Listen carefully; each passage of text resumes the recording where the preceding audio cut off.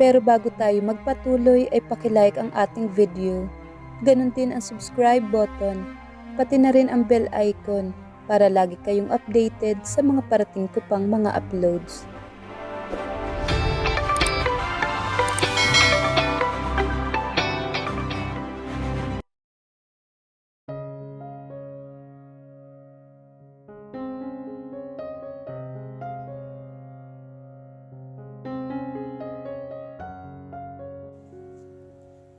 Nasa labas ng silid ni Carla si Leon habang hinihintay na lumabas ang dalaga. Nang bumukas naman ang pintuan ay napigil niya ang hininga. Pumili ito ng damit na hindi labas ang likod, pero litaw pa rin ang balikat at maputi nitong mga hita. Gusto niyang pabalikin ito sa loob at ikulong na lang doon, dahil kalahati sa mga bisita ay kalalakihan. At kanina pa maraming gustong lapitan ang magandang modelo, kung hindi lang siya maagap na kuhanin ang atensyon nito. Kahit yata anong isuot mo, kaakit-akit ka pa rin sa mga kalalakihan, sweetheart.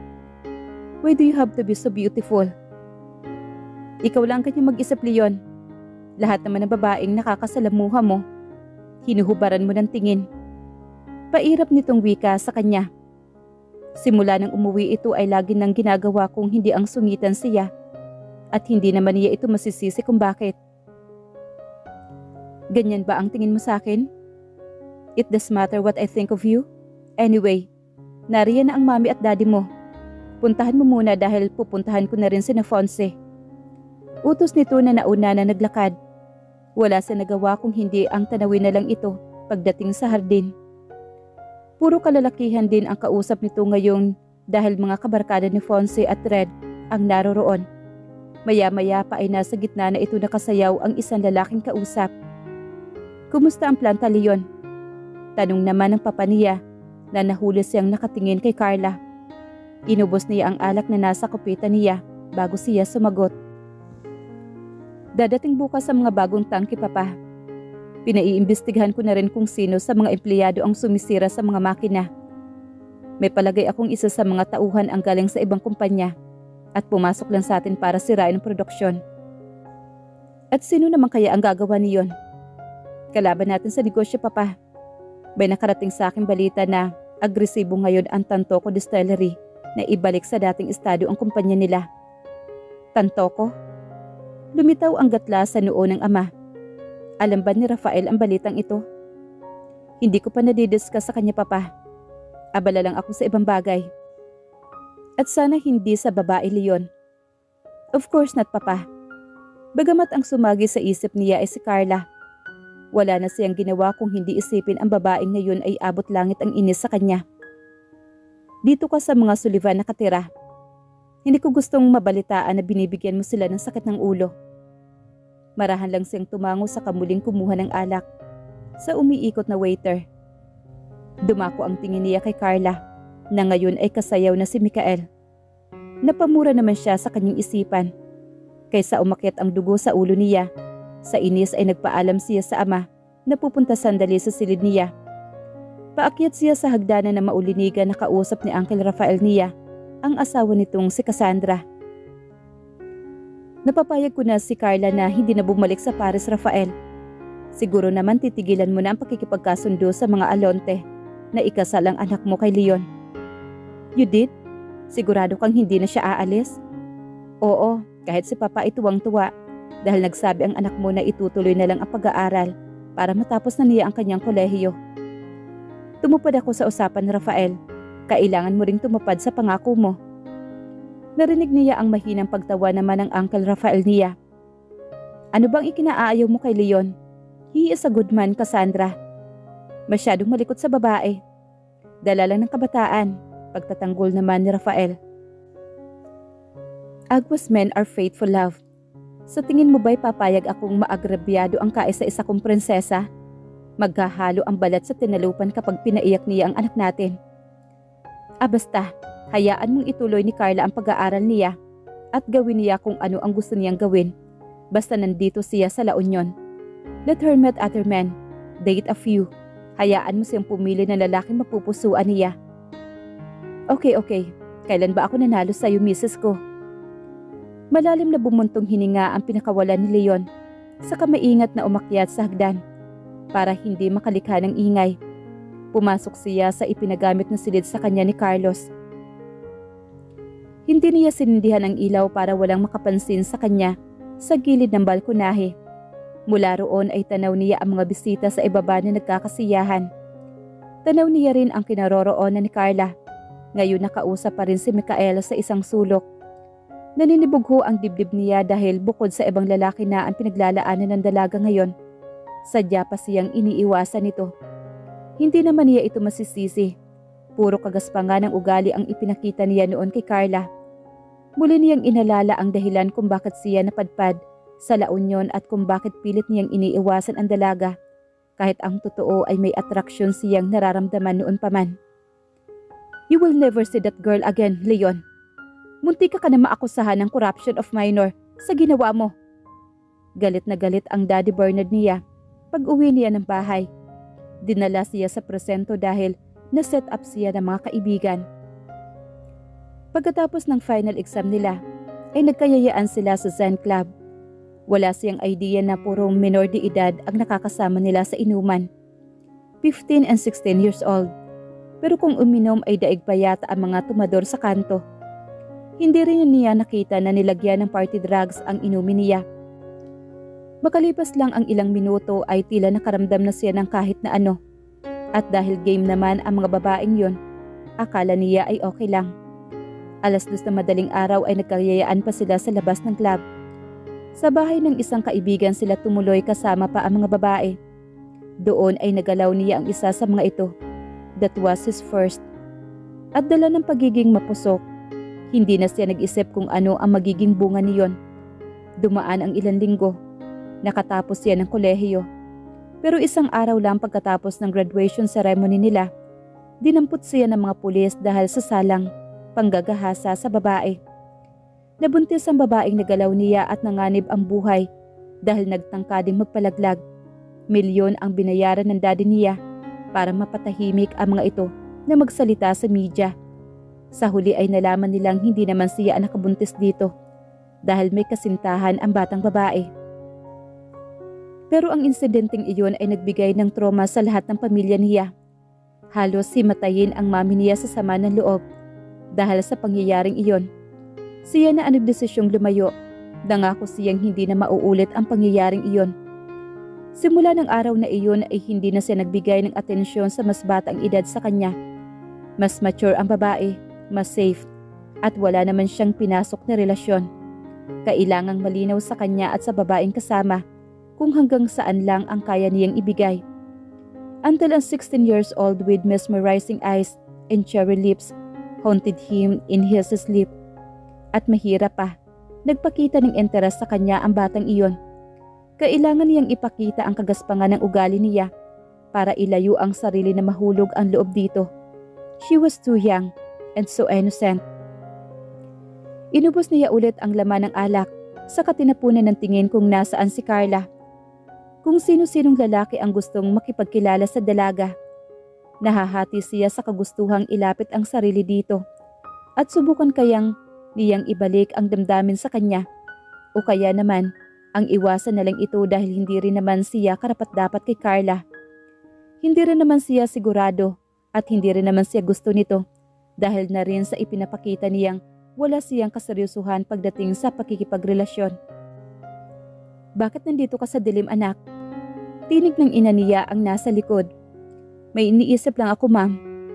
Napakaganda lalo ngayon ni Carla, di ba? Lumapit ang ina sa tabi niya at tinanaw ang direksyon ng kanyang mga mata. Nakita kong isinayaw mo siya kanina. Bagay na bagay kayo, anak. Isang tipid ng ngiti ang pinakawalan niya. That was against her will. Nakita mo ba kung paano niya ako iwasan, mama? Bakit ka naman niya iiwasan? Alam na ba niya na ipinagkasundo kayong dalawa? I don't think so, ma. Pero hindi na matutuloy yon. At hindi rin papayag si Auntie Cassandra. Bakit nga naman sa akin nila ipapakasal ang prinsesa nila kung may mas higit namang lalaking pwede niyang mapangasawa? You are a good man, Leon.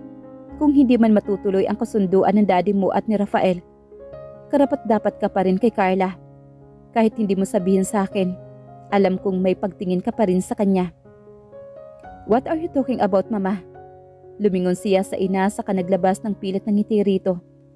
Ang kaunting ilaw na umaabot sa kinaroroonan nila ay sapat na para mabasa ng mami niya ang totoong nilalaman ng damdamin niya.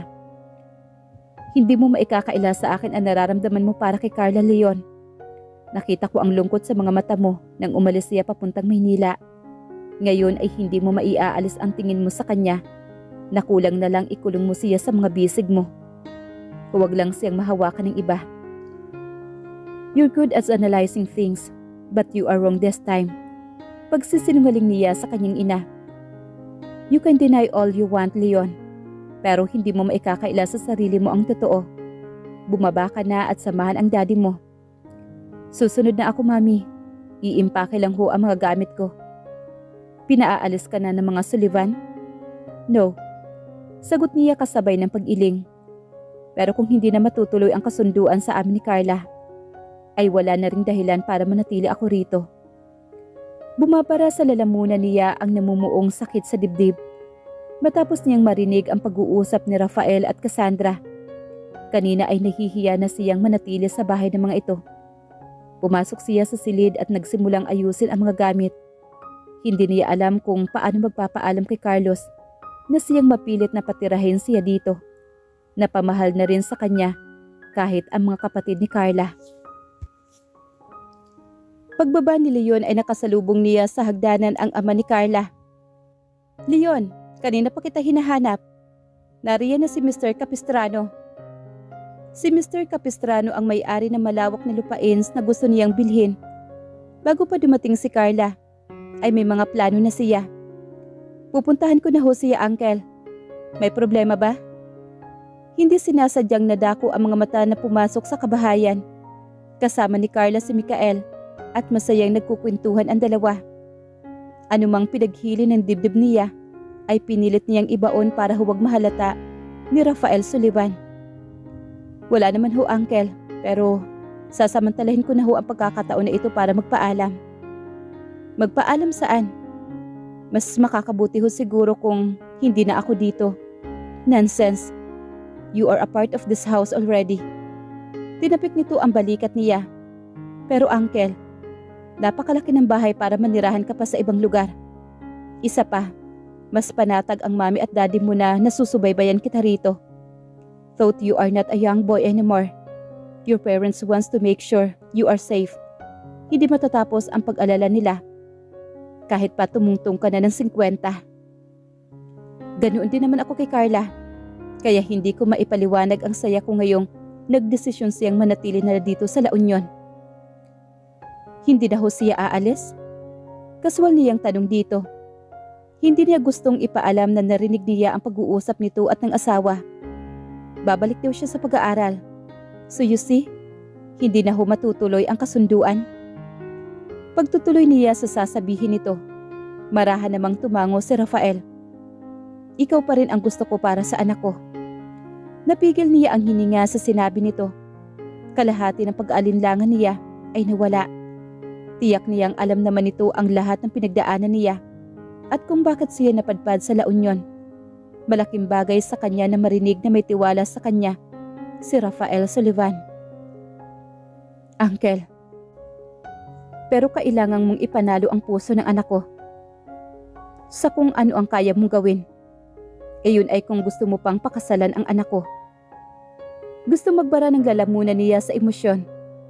May tao pa palang naniniwala sa damdaming iniukol niya kay Carla. I do, Uncle Rafael. I want to marry your daughter. Bakit nga pala kakausapin mo si Mr. Capistrano? Pag-iiba nito ng usapan. Nagbabalak ho akong bilhin ang lupang ibinenta niya. You want to own a ranch? I want to be a farmer. Biro naman niya rito. Marami akong natututunan habang sumasabay ako kay Red sa paglilibot sa asyenda. That's good. Talagang gusto mo nang itanim ang mga ugat mo dito sa norte, ha? Hinihintay kong mamunga ang magaganda ang mga pananim mo, Leon. Magkasabay silang lumakad palabas ni Rafael. Kinausap niya si Mr. Capistrano para pag-usapan ang interest niya sa lupain nito. Kinausap din siya ng ilang bisita na kakilala nila, kaya't nawala sandali ang atensyon niya kay Carla. Halos patapos na ang kasiyahan at isa-isa na nagsiuwian ang mga bisita. Pero kasama pa rin ni Carla si Mikael. "Leon?" Tawag sa kanya ni Red. Nakatabi lang ng kinaroroonan ng kambal nito. "Si Leia, kaibigan ko." "Hi." Inilahad niya ang kamay sa dalaga. "Hello, Leon. Sa wakas nakilala rin kita. Palagi kang nababanggit ni Papa dahil nililigawan ka daw para maging running mate sa susunod na eleksyon." "I'm not interested in politics. Wala yata sa dugo namin yan." Anak pala ng isang konsehal sa bayang iyon ang kasama ni Red. Kaya pala mayaman din ito kung kumilos at manamit. Pero matanda ito ng dihama kay Red. The woman might be here in late 30s. Pero maraming nagre-rekomenda sa iyo na tumakbo. Bakit hindi mo subukan? "Wala talaga akong interest dyan. Abala na ako sa planta pa lang. At wala talaga sa plano ko ang pasukin ang magulong mundo ng politika." Magalang niyang tanggi rito. Sumulyap naman siya kay Carla at nagtama ang paningin nila. "Anyway, may job fair silang binubuo para sa mga kababayan natin." Wika naman ni Red. "Maybe we can participate in that event?" "Sure, walang problema." "Can I go to your office tomorrow to discuss it?" Namumungay ang mga mata nito na nakatingin sa kanya. Sa dami ng babaeng gustong pikutin siya, hindi na niya gustong dagdagan ang sakit ng ulo niya at nangako siyang magiging karapat-dapat siya para kay Carla. "My secretary will coordinate with you. Ipadadala mo na lang ang tao mo sa opisina para sa mga requirements." Ngumiti lang naman si Leia na hindi naman kinakitaan ng pagkapahiya. Lumakad palayo si Carla para ihatid si Mikael sa sasakyan nito. Nang papasok na ng kabahayan ang dalaga ay sinundan niya ito sa loob. "I'm glad you're staying for good." Sandali lang lumingon ang dalaga saka nagpatuloy sa paglalakad. "Oo, matanda na si Lolo. Nalulungkot siya kapag aalis na naman ako dito. Babalik ka daw sa pag-aaral." "Pinag-iisipan ko pa. Wala akong alam na ibang trabaho bukod sa pagmamodelo." "Bakit hindi ka magtrabaho sa kumpanya natin? Your father and I need assistance." Suhestyon naman niya rito. "Sa iba mo na lang ialok ang trabaho kung kulang kayo sa manpower, Leon. Hindi ba't may ongoing kayong job fair? Managerial position ang pupunan mo, hindi rank file. Someone we can rely on confidential matters like finances of the company." "Bakit? Nasaan ang mga accountant ninyo?" "Sa Manila pa ipinapadala ang lahat ng dokumentong hindi dapat nakikita ng mga regular na empleyado. Pati ang pagmumonitor ng araw-araw na transaksyon sa bangko ay si Mami ang gumagawa nun." Sumunod siya hanggang sa silid nito na umupo sa kama at tinanggal ang high heels nito.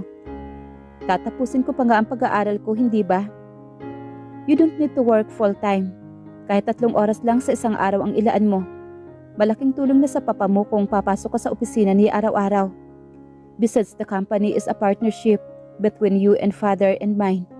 Sooner or later, tayo ang mamamahala sa kumpanya dahil ang hasyenda ang tinututukan ng kakambal mo." Nang matanggal nito ang sapatos at isiniksik sa ilalim ng kama, ay tumayo ito sa harapan niya. Tuminga lang ng may inis pa rin ang mukha nito. "Bakit ba ako naman ang pinagdidiskitahan mo? May kapatid ka, hindi ba?" "Hindi kita pinagdidiskitahan. Gusto ko lang makabawi sa mga sinabi ko sa iyo noon at sa mga pagsusungit ko. Hindi na kailangan. Please, I'm sorry for everything. I really want to apologize.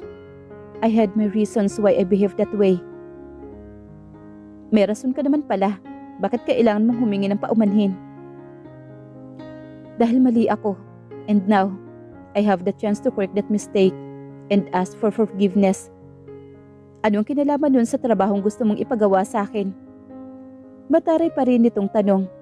Isang malalim na buntong hininga ang pinakawalan niya bago ipinagtapat ang totoo niyang damdamin. "Because..."